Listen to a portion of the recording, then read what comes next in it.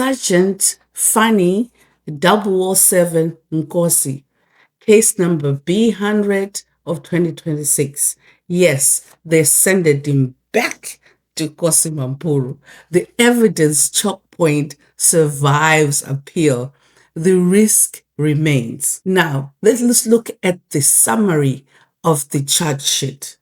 He has one, unlawful possession of explosives, one, failure to mount firearm safe, 3, failure to safeguard firearms, 3, failure to safeguard ammunition, 2, possessions of ammunition, 4, defeating and or obstructing the administration of justice, 5 cases of theft. And then the new one that maybe I missed the last time I looked into this is 2 counts of poker, which is acquisition, possession, and use of proceeds of unlawful activities, the cash that was found in his possession. The total counts are 19 under Schedule 5.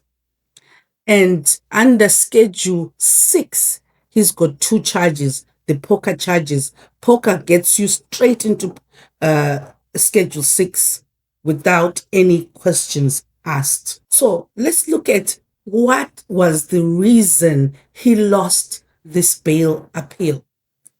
The state case appears strong.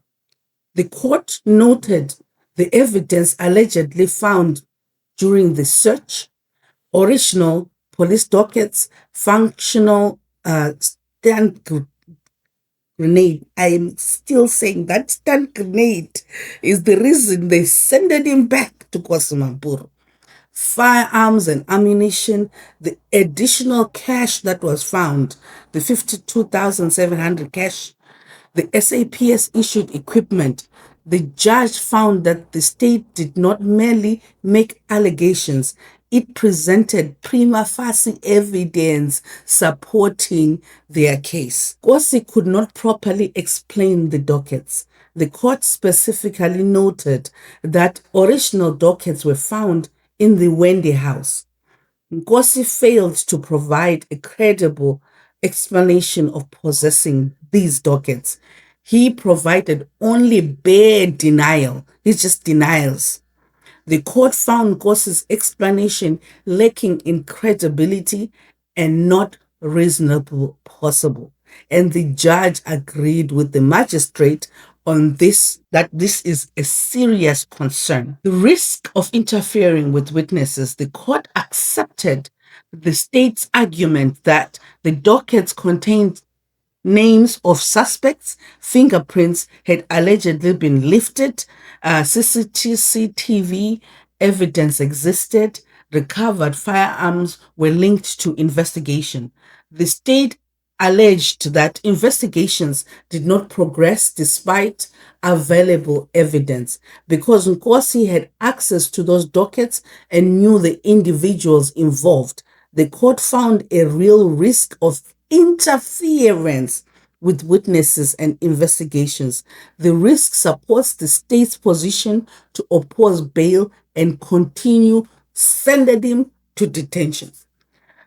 Unlawful ammunition and SAPS equipment. The court emphasized that Nkosi failed to explain non-SAPS ammunition, failed to explain ammunition for which no license was produced, retained SAPS issued equipment after suspension, failed to return all equipment despite being instructed to do so. The court found these failures to be serious breaches of the law and police regulations, further supporting the state's case and the need for the detention. The judge regarded these as significant unanswered issues. Unexplained cash. The court repeatedly returned to this point. 385,000 in cash was seized in October 2025.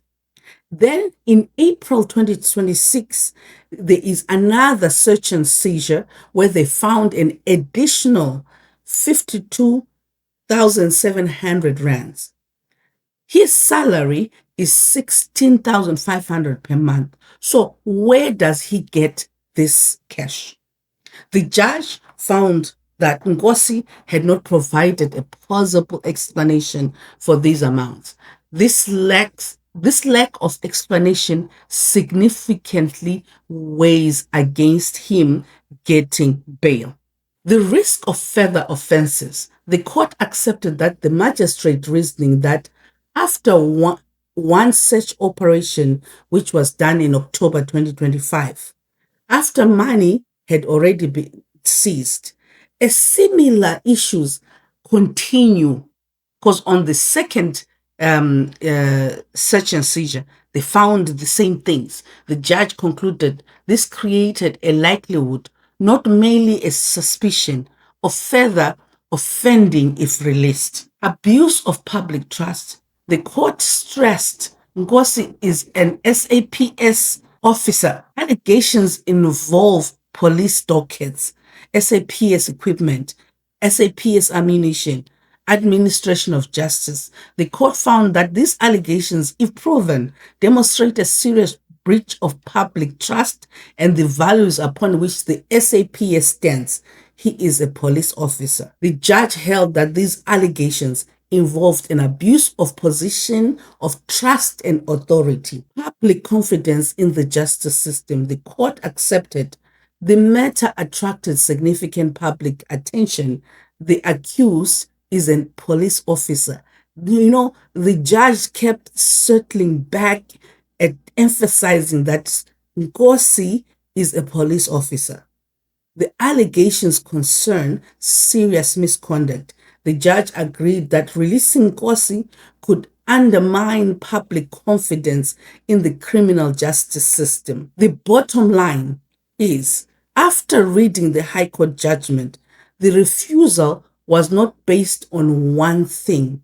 Justice Masopa essentially held that the magistrate was entitled to find that all the sections of 60.4 bail risk existed and that Nkosi 007 failed to show that the interests of justice permitted his release, bail denied. This is an explosive case. This is a major case. So keep following me and I will walk toe to toe with this case. See you on the next one.